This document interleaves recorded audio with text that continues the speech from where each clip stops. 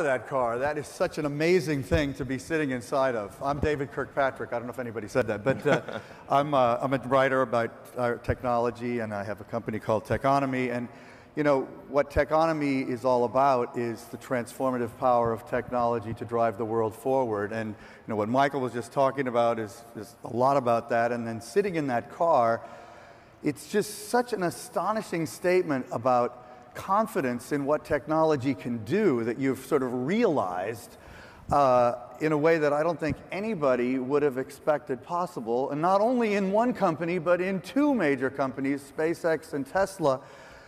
I guess I'd just like to start, Elon, by asking you to talk about what makes you tick, and what is it that drives you to be able to drive that? Well, I mean, I like technology. I like doing things that that have the potential to change the world in a positive way. And the reasoning behind Tesla specifically was that that there needed to be an acceleration of electric vehicles, and it became clear to me that, and I think to a lot of people, that if it was simply left up to the big car companies, we wouldn't see compelling electric cars, not for a long time.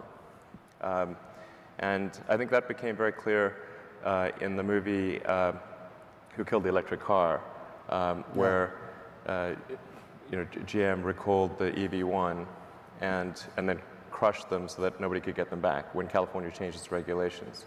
I mean, that really hammered home the message that unless some new company came along and created an electric car, that it would be a long time before we would see sustainable transport. Was seeing that movie literally part of your thought process that helped motivate you? It was, absolutely. Huh. I mean, I've been a proponent of electric cars for a long time. I mean, from when I was in college when I was studying physics, I mean, it seemed just very obvious that electric cars are the future. And I think, in fact, all transport, with the ironic exception of rockets, will go electric. It's just a question of how fast it goes electric. And we have a fundamental issue right now where there's an unpriced externality, a tragedy of the commons, that's on a scale that I don't think the world has ever seen before. You mean carbon? Yeah, exactly. You think that realization is going to sink in so that we then recognize how urgently we've got to make the transition? Yes, I do. I think that will eventually sink in. But the problem with that, with the carbon capacity of the oceans and atmosphere, is that it's on such an epic scale with so much inertia that the point at which it becomes obvious that it's a severe problem, it's like imagine there's a supertanker coming towards you, and you know, it suddenly appears out of the fog. And you're like, oh wait, supertanker coming towards me. You can't turn the supertanker real fast. Please, wind, blow. Yeah, it's going to keep going in that direction. So that it's got a lot of inertia, and then the amount of time that it'll take to switch the global industrial base to sustainable generation and consumption of energy is going to be measured in decades. So. It's just one of those things where you need to, because the transition will take so long, you have to start early. And in order to have electric cars actually sell, we had to work super hard to make the car as compelling as possible. So you know, that's the reason, I think, why the car ended up being, you know, a great car, is because we had a really dedicated team that believes in the mission. Well, I mean, when the Model S came out, I mean, people said, oh, it's a good car, but I don't think anybody, even including you were telling me this in the car, expected the scale of success. You said your optimistic estimates were still a third less than where you're currently selling, and you were talking about how Panasonic was able to build enough batteries for what you projected, but not for the, you know, how many vehicles are you building at this point? So we're at around 600 a week. And our projections were about 400 a week. So Panasonic, which is our main supplier for the battery cells, was able to ramp up by 50%, but it's going to take them a little longer to improve production beyond that. I mean, I expect that our cell supply constraints will be solved, probably around the middle of next year or maybe the second quarter. But it has been good. It's been well received. It's so well. I mean, honestly, I don't know a rich person who doesn't either have one or want one, and that is kind of amazing. Well, yeah. I mean, it is to your enormous credit that you have built such an astonishing car. I mean, I think anybody photographing it or looking at it as it comes down that aisle has got to admit it's one of the most beautiful cars that's ever existed, on top of being possibly the most efficient car that's ever existed. So enormous kudos to you. There's so much to talk about, and I want to try to pull it all together. You're also doing a huge other business, SpaceX. Talk about how you think about the two of them together, and where's that business going? Sure. Well, let's see. I don't know if we've got the SpaceX video. That might be helpful to just, I don't know if we can cue the SpaceX video. If we can, otherwise we'll just keep talking. I didn't know we were going to show it, but if we can, I'd love to see it. But if not, we'll just keep talking. Is this guy something or what? I mean, I love that you had the one in there where you launched the rocket and then it didn't show the full video, but it sort of moved around and then landed right back where it started. Yeah. I mean, you're succeeding where governments have failed. That's what's so astonishing about it seems like it is something rooted in a confidence in technology's potential that drives you. And talk a little bit about that. You are an engineer, you're somebody who understands how this stuff works. Is that sort of the central thing that allows you to realize where you can go that so many other leaders have missed? Well, I mean, I'm not entirely certain I have a good I think there's some amount of good fortune involved here. But I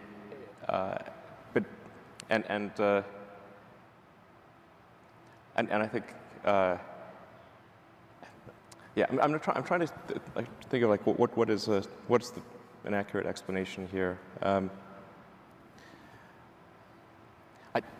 I guess I mean, there's certain things that I really believe need to happen, and I was able to convince a lot of great people to join me in trying to solve those problems. And a lot of the times, I think people ascribe to me things that where the credit is really due to a much bigger team. In fact, that's I think the real answer is, if you can get a group of really talented people together and unite them around a challenge and have them work together to the best of their abilities, then a company will achieve great things. Yeah, but that's clearly true. But, you know, I'm sure you do encounter this all the time, because so many people look at you and they say, how is this guy doing all this so effectively? And then so many people turn to themselves and say, well, how come I can't? I mean, or maybe not enough people do. Maybe that's the problem. Maybe being an engineer allows you to sort of see what's possible. Not to mention, you had a lot of money. You did, obviously with PayPal, you made some serious money. That got you started, and that did help, obviously. But it's not just that, clearly, because there's a lot of guys and women with a lot of money who haven't had the will and the vision to push forward the way you have. I mean, back to Tesla for a minute, I think there are a lot of people who think it's possible you could be leading the entire car industry, not just in vision and technology, but in sales at some point down the road if you keep heading the direction you're going. And I talked to some of the big automakers, and they are in awe of what you've done, and they're copying you probably in ways that you're happy to see them do. Yeah, absolutely. But it's something I think all of us in the press are constantly wrestling with. What makes you tick differently? I mean, do you look at other people and say, how come more people don't just try harder? A little bit, yeah. I mean, actually, it's more like, I think people self-limit more than they realize. Like I keep getting asked this question of like, well, how about innovation, and how do you do more innovation? And I think the number one thing is people should just try. I mean, like literally just, And keep trying. Like, did you try yesterday? What? Did you try today? But it is quite, I mean, it takes a lot of mental exertion to innovate. And I think it is helpful to learn about different industries and try to cross-pollinate. Because very often people get siloed in a particular industry. And so me running both Tesla and SpaceX has been helpful because I see how both industries work. Really? And I can take things from one to another. Yeah, so I'll give you a couple examples. I mean, one is say the Model S is an all aluminum body and chassis. And we employ some advanced joining techniques and advanced casting techniques and so forth. So that's like a fairly obvious thing if you're coming from the aerospace industry. And like you don't see a lot of airplanes made out of steel. But cars are almost all made out of steel. So in order to make the Model S light enough, so to make the non-battery pack portion of the mass light. So you could get more range. Yeah, you can get more range, exactly. Because range is one of the big things you solve before anybody else. Right, exactly. I mean, the two big factors for range are what is your aerodynamic drag and how much does the car weigh. Those are overwhelmingly the big factors for range. And so making the car weigh less was really important. And actually not just for range, but also for handling and acceleration. So that was like an obvious thing to make a car out of aluminum. But the Model S is actually the only car made out of aluminum in North America. It is? Yeah. In fact, there are very few cars made out of aluminum worldwide. But the only other sort of passenger vehicles are made in Europe if they're made out of aluminum. So but that was like an obvious thing to do. And then on the other side, the car business is very good at manufacturing. It's actually incredible that a car, which is this super complicated object with dozens of subsystems, can actually be bought for the amount of money that it's, like you can get a pretty good car for like $20,000. And so taking the manufacturing techniques that were developed in the automotive industry and applying them to rocketry. Going the other way. Yeah, has been really helpful. In fact, our head of production at SpaceX came from the car industry. He used to run production of the Mini for BMW. Really? Yeah. Wow. Well, this thing about waking up and saying, why not innovate, is a great sort of way to think, and I'm sure we all want to be inspired to do that. But the thing that's so amazing about Tesla in particular is literally 5 years ago today, pretty much, the company was perceived to be on its deathbed, right? I mean, you were you were struggling, and there was a lot of some reality to that perception, I think. There was some reality. Yeah. So it was really tight. It was really tight. It was very, very bad financially Yes. there for a moment. And yes. Were you still focusing on innovating at that moment? I think innovating to avoid death. But I mean, yeah, I mean, how did you get out of that? That's the key. What is it that, when you look back at that experience from your point of view, is there anything you think you did right that is what helped that sort of get behind you? Well, I think well, I'll tell you sort of like where things were in 2008, which was the most difficult time for Tesla, as it was for many companies. So in summer of 2008, we were trying to raise a financing round to take Tesla to the next level, and then the financial markets fell apart, and we weren't able to raise any money at all. Just when we needed money, we weren't able to raise any money. And then you had General Motors and Chrysler that were going bankrupt. So trying to raise money for a startup electric car company in the face of General Motors going bankrupt was a very challenging endeavor. And in fact, we weren't able to raise any outside money. So the only choice I had was to invest all the money that I had left. Your own money, yeah. Yeah. Yeah. Yeah. And in fact, I had to borrow money from friends for living expenses. Wow. And so it would have been, if things didn't work out, it would have been negative, essentially. But because I was willing to invest everything that I had, then the other investors in the company were willing to put up the other half of the money that was needed to keep Tesla alive. And then there's a whole bunch of dramas. Skipping a bunch of drama. We were actually able to close the financing round only on the last hour of the last day where it was possible. And it was 6 p.m. on Christmas Eve, 2008. And there was literally it was then or if we would have gone bankrupt a few days after Christmas. But again, even at that moment, I would assume that it was your willingness to make that kind of personal bet was driven by your faith in the technology and the promise of what you were doing, and the confidence in the power of innovation. I mean, is that overstating it? I think that probably is overstating it. Yeah. Well, what was it then? I thought we would probably die. You thought you'd probably die. You were. Yeah, absolutely. So you thought, I'm going to give it a shot, but it probably won't work. Yeah. Wow. I mean, it's.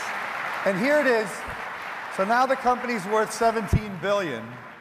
You know, 5 years later, he's got a $17 billion company, but that's the kind of guy he is. I mean, really, wow. I think it would have been irrational to have any other view. You seem like a kind of you believe in rationality, okay. But not, yeah. I mean, it's interesting, you know. I should mention, like, some credit is also due to Daimler, because they were an investor and partner. Well, they became an investor in early 2009. So the Daimler money was crucial to the success of Tesla. Although people often think that it was the U.S. government investment that was the lifesaver for Tesla. It was not. I mean, the government loan that we got, we only received that first monies were received in like March of 2010. When we were actually in okay shape. So the government loan was an accelerant, but it was not life or death. You were already rebounding then. Yeah. But the Daimler investment was life or death. Are they still a good partner? Yeah, they're great. We're coming out with the Mercedes B-Class, which is an all-electric car. It'll be the biggest electric car program in Daimler history. In fact, bigger than the sum of all electric vehicle programs they've done to date. And that goes into production, I believe, in March or April. Now, there's so many things to talk to you about, but one of the other things that's so interesting about Tesla is, there's so much to talk about SpaceX too, but we don't have tons of time, but you're building this, recharging infrastructure. I mean, you're basically building filling stations for the electric future. Yeah. Right? Talk quickly about that and how you're doing that quickly. You've already got a lot of them, and you have a plan to build a lot more soon, right? Yes, absolutely. In fact, we're now opening up a supercharger, I think, every 2 or 3 days. Really? Yeah. How many do you have now, roughly? Well, I actually don't have the right up to the minute count, but I think we must be approaching 50 or 60. Wow. All over the country, yeah. And internationally. Really? How many other countries are they in? Well, we've got 80% of the population of Norway covered. This is kind of, Norway is actually our highest per capita sales in the world by far. Norway? Yeah. Why is that? I don't know, Norway's... The Norwegians in the audience like that. Because Norway's so awesome. That's the reason. Well, good for you. There's a lot of reasons, but I do find it funny that sometimes people wonder if our car works in the snow, and it's like, yeah, our #1 sales per capita is in Norway. It's a snowy place, yes. In fact, our #1 customer lives above the Arctic Circle. What, somebody who's bought 10 Teslas? What is it? I think he's now on 12 or something. Really? You want more of those. Yeah. Of course, he probably can't get as many as he wants, given that you have such a backlog, right? Well, he gets extra. Yeah. Well, we give him priority because he's awesome. What does he do with 12 Teslas? I'm sorry. Well, he's a super nice guy. He's an ophthalmologist, actually, and he just kind of, he's in this town, I think it's 15,000 people. It's called Narvik or something, and he kind of just leaves them around town so people can drive them. Only in Scandinavia, really. Wow. But listen, there's so much more to talk about, but I want to bring Michael back up here to join us as we continue, because he has a lot of great things to add, and he's thinking in some very similar ways. So Michael, if you could join us, that'd be great. Thank you. Michael, thank you for having us, by the way. Sure thing. Welcome back. Thank you so much. So, I don't know, when you listen to this guy talk, what is it that you are most interested in, or what inspires you about him and that made you want to have him here? Well, you know, doing cool stuff and taking big risks. I mean, I think we do have a bit of an affliction of short-term thinking in our society, and it shows up in many forms in education, healthcare, government, finance. You know, I got a bit of a taste of that as we went private, and I think we need more people like Elon, you know, out there taking big risks. And so, you know, what you've been doing is inspiring. When the Tesla Model S was announced, I went online and ordered one, and Yeah, thank you. yeah, one day just sort of He it was couldn't pretty cool. It just stop kind of showed up at my house. He couldn't stop talking about how much he enjoys driving it backstage, by the way. Yeah, it just kind of showed up at my house. You know, it's like here's your car. You know? Right. And that's not just because you're Michael Dell. I mean, they're pretty. Yeah. You have a good customer relations system. I think so, yeah. Very good. As a thrilled customer, I could say it's very good. And you know, it's a computer that's also a car. So Yeah. you know, Right. you gotta love that, right? Yeah, you got to love that. Well, it's also interesting what you're saying, Michael, about long-term thinking. I mean, I assume that, and I know one of the main benefits of being private is you really are going to be able to do what you want to do in a way that the capital markets have really made it hard to do, because you know they're always looking over your shoulder and what have you done for me this quarter, and you're in an industry that's changing so quickly. Clearly, you must feel very liberated yourself to begin to think. I mean, take actions on the things that you've wanted to do for a long time, so that you can make your company more the way he's, especially before he was public. Now he's got the public markets too. Yeah. Yeah, tremendously liberated, and kind of unleashed the energy and creativity of our teams inside the company, and be able to make bold bets without having to necessarily worry about the short-term impact of those decisions. Yeah, I mean, it's amazing. You, as a public CEO with Tesla, recently were even saying you thought your stock was overvalued. I mean, this is not the kind of thing CEOs usually say. Now it's a little bit closer to what you think rational level. Well, I did think it got a little crazy there. You know, it went up to like $22 billion market cap, which, I mean, given that we're, you know, going to have revenue a little over $2 billion this year, that's revenue. You know, it's like, I'm like, this is probably a bit generous. Now, despite the fact that I said that on several occasions, when the stock did eventually correct, I got there's a bunch of like shareholder lawsuits. I'm like, yeah, there you go. I mean, I don't want it to be up that high anyway, and then it dropped, and then you get sued for the drop. And you're like, what? Do you spend a lot of time thinking about the stock price? I mean, is this motivating you, or is that, how do you? No, I think that it's a in? big distraction, actually. I mean, the market is like a manic depressive. I mean, it just, one day it's like super great, and then it's negative, and you're like, I mean, it's not like the underlying fundamentals of Tesla change that much. It's, but the instantaneous price changes just a huge amount. Well, you've been through that roller coaster too. I mean, jeez.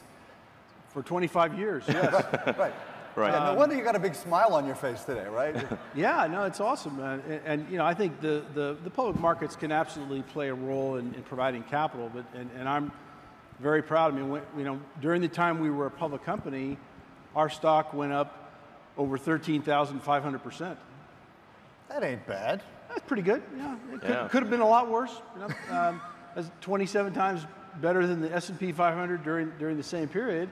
You know, lots of ups and downs. But I think now being able to do this with a longer-term focus is just tremendous. Well, let's talk, you know, you in your talk, Michael, were talking about, you know, even issues like global poverty and how technology is playing a role in really helping to address that. I'd like you both to talk a little bit about, you know, where we stand today in terms of future breakthroughs and what really excites you. I mean, when you guys both look at the future that we're heading towards, you know, we hear a lot of gloom and doom about, you know, climate change and, you know, clash of civilizations and a lot of negativity. But, you know, I think the three of us tend to share more of an optimism about what's possible. But, you know, what specifically do you think technology is going to be able to address in the next decade that is critical, that we ought to be excited about, and or that we could all contribute to? I mean, either one of you have any thoughts on that? I'd be curious. Yeah, you know, I think there aren't really a lot of boundaries on that. And as I was saying a little bit earlier, you think about all the challenges that are out there, the unsolved problems, the computational power, as the cost of that comes down, becomes more available, you can go and solve a lot of these challenges in energy, environment, healthcare, education. It doesn't just happen automatically because we introduce a new product or something like that. It requires much more. And then you think about, all right, there's been all this data that's, you know, starting to be collected, stored, protected, and now, you know, sensors and tens of billions of devices. Well, how do you actually use all that to make better decisions? I mean, we're just like at the very beginning of that whole age of technology, and that's an enormous release of productivity and capability and capacity. And you know, I think the ultimate dream has always been, how do you combine the creative capabilities of the brain and humans with all this computational power? And you know, there's still lots to be done in terms of user interface and making sense of all this information. It is a very exciting time, and I'm incredibly optimistic. I see huge opportunity. You know, and the folks that aren't optimistic, they're usually the ones that are getting in the way. So, you know, like, kind of, please step aside. You know. You mean like on Wall Street, for example? Sometimes, yes. But so really in specific, the sort of the distribution of computational power and the instrumentation of the world is one of the key pieces that gets you excited. I mean, just quickly, do you think that sort of the world is going to come together economically faster because of that? I mean, we have this huge problem of income inequality both in the US but globally. That's obviously the biggest challenge the world faces. Do you see that being remediated with technological progress, Michael? And then I want to hear your thoughts on all this. I think it's if you look at the evidence, it's absolutely given rise to all kinds of economies beyond the most well-established ones to grow much faster. Now, you know, it's sort of a necessary but not sufficient precondition for that. There can be all sorts of things that can disrupt it or cause problems. So, you know, just having the technology doesn't solve the problems. You need you know, a certain amount of culture and you know, government and institutional support to make it happen. But you know, when I think about the places that we travel a lot and the enormous progress that's occurred in those places, it's been right on the back of this whole wave of microprocessors and networks and connectivity and information, and the outcomes and the lives of the people in those societies are improving at a rather rapid rate. You know, that doesn't mean, you know, everyone is benefiting from that. But you know, the statistics are pretty overwhelming in terms of the you know, reduction in the number of people in the world that are living in poverty. So, Elon, what is most exciting to you about where we're heading in the big picture? Well, I think first of all, it's worth pointing out that we're actually at what is arguably the best period of time in human history. I'm not sure what time would be better. Let me put it that way. You know, in terms of violence per capita in the world, lowest ever in history. You wouldn't necessarily know that reading the newspapers, because the newspapers seem to... reading Steven Pinker's book, right? Yeah, Steven Pinker. Like, people should read Steven Pinker. He's awesome, by the way. He's like... Yeah, well, he wrote that book saying that... Yeah, exactly. Violence has steadily declined over human history. Yeah. Well, not... I mean, it's definitely low now, and it's been sinusoidal. Obviously, in the 20th century, there was some. Yeah, we've had bad periods. There's no doubt, but at there's the some bad macro moments level. there in the 20th century, but like violence per capita lowest in human history today, and I mean there's a lot of talk about income inequality and whatnot, but I think we should also think about information equality. The amount of information equality that exists in the world is unbelievable as a result of the internet. Information equality. That's a nice phrase. I like that. Yeah. It's really phenomenal. Because if you go back, say, 30 years ago and say, okay, well, the President of the United States probably had the most access to information of any person on Earth. Right. But, I mean, today, if you have access to the internet, you've got access to more information than the President of the United States had 30 years ago. Yeah. You have access to all the world's information. It's so amazing. You can go on Google and search for any book, any scholarly work. You know, Wikipedia is actually pretty damn good. It's damn good. Yeah, I mean, it's like 90% accurate. It's just not clear what 90%. But it's really incredible what you can learn and how connected you can be to people all around the world. And you know, so I think one shouldn't ignore the negatives, but I think one shouldn't ignore the positives either. And if you, I do think something needs to change about maybe modern media, because it's like a misery microscope. A lot of the newspapers seem to be... The media, yeah. I actually think like the magazines are pretty good. Like the magazines are more balanced, but well, as a 25-year veteran of Fortune, I'm glad to hear that, but go ahead. Yeah, the magazines are sort of more, they do sort of long form articles that are more, there's still a negative bias in some magazines, but it's less negative than the newspapers. The newspapers tend to be, I mean, it seems like they're... Hey, what about like, you know, BuzzFeed and, you know, HuffPo and... Yeah, but a lot of the major newspapers seem to be trying to answer the question, what is the worst thing that happened on Earth today? That's true. Well, it's sensational. It gets people's attention. It does, and it does so for, I think, a fundamental evolutionary reason, which is that we're trained to respond to dangerous things. Now, but we didn't evolve to have global media. So if something terrible happened in some faraway part of the world, that kind of triggers the negative response in our limbic system, even though there's no way that actually represents a danger at all to you know, and it's not something you should really worry about. Anyway, so I think one can really have a severely negatively biased view of the world reading the newspapers, which is simply inaccurate. I didn't think this would be where we'd go, but what do you two think about, you know, two of your co-moguls, you know, Pierre Omidyar and Jeff Bezos, getting into that business very aggressively right now? Is that, for just follow up specifically, is that something you're excited about seeing? What Pierre Omidyar and Jeff may do, the Washington Post and the new thing that Pierre's making? Yeah, but those are interesting moves.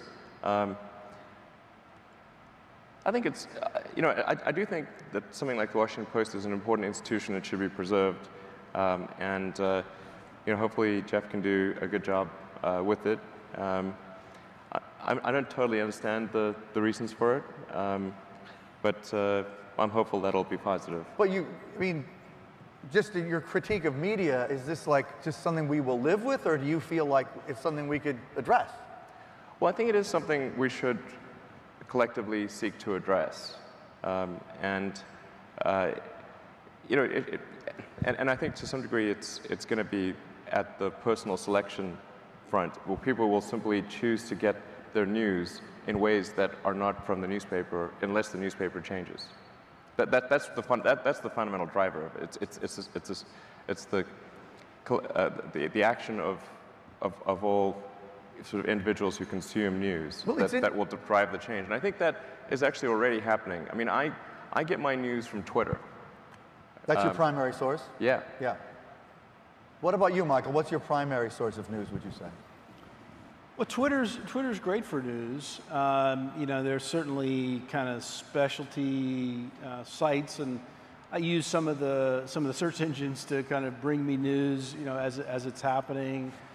You mean like with alerts or things like that? Yeah. But you know, this subject actually dovetails with something I wanted to bring up, and we've got a couple of minutes left, but you know, the whole role of the company, right? I mean, because you know, here Dell, for example, I don't know the degree to which SpaceX or Tesla are doing this, but Dell is a publisher now, right? I mean, Dell's actually made quite a bit of a move towards, you know, Content. Pardon me? Content. Content, right. I mean, the business press doesn't cover tech as well as a lot of companies would like, or as thoroughly, and Dell is among several companies that have really aggressively said, we want to help get ideas out there that we believe in. And maybe that's the reason I think it's pertinent to this discussion is, you know, the whole question of the role of the company as a social force, as a, not just building of products and services that are good, but thinking bigger as part of the responsibility of the enterprise. I mean, Michael, can you kind of tie those things together, or have I given you enough to work with there? You know, I think we have about 2 billion conversations with our customers a year, and that certainly gives us a great opportunity to, you know, turn that into content and to, you know, build that relationship much further. But I think you know, companies you know, having a purpose-driven organization, incredibly inspiring to our teams as they see the difference that, you know, what we do you know, brings for our customers, empowering them. That's a far more inspiring passion than anything else. Yeah. And you know, we try to ignite that engagement, and a lot of that comes around the conversation with our customers and how do you connect you know, what it is we do to healthcare or education, or you know, solving the world's biggest problems. That's what inspires our team and inspires our engineers, you know, to go create new solutions. You know, that's far more interesting, exciting, and compelling than, hey, let's go make the next version of the thing, you know. But as the dialogue and the quality and the volume and the intensity of the dialogue with the customers increases and improves, right? The ability on both sides, to understanding on the side of the customers and sort of innovative capacity and direction and focus on the company side improves, right? I mean, even as you were talking about, you know, how proud you are, you know, you get the car right in Michael's driveway when he wants it or whatever. I mean, I assume this is a big priority, getting feedback constantly. Yeah, absolutely. I mean, I know you're a data-driven guy, and I mean, the screen in the Tesla is practically as big as the entire dashboard, and I assume it's creating information that you're constantly reacting to back at the corporate level, right? Well, I'm not sure exactly what you mean by that, but... Well, I mean, you're getting feedback from the vehicle all the time, right? Yes. Well, the vehicles are constantly connected, and so in terms of analytical data, you know, we can see if a car has some issue that's developing, so we can be proactive about servicing that issue. You know, we don't store any sort of private information like, you know, where somebody's been or how fast they went or something like that. Yes, so, this is sensitive just to be territory, clear. I realize. How fast they're driving. You don't store that? We do not store how fast they drove. You promise that? Yes. Okay. Michael, okay, you can speed. Yeah. So apparently everybody who has a Tesla does, as I understand it, but anyway. Yeah. But yeah, we certainly look at things at a statistical level and see what people are doing and try to figure out how we can make the car better. I mean, that's really the reason for it. So we look for data from the car, we look for feedback from customers, and we try to make the vehicle experience as compelling as possible. I mean, what really gets me excited is when people experience delight with the product. You know, just I don't think there's not all that many things where you really experience delight, and if you can make a product good enough that it so far exceeds people's expectations that it just makes them happy. I mean, I think that's amazing. Do you feel that when you get behind the wheel, Michael? I do, yeah. Good. As I said, it's a great product. You know, I think the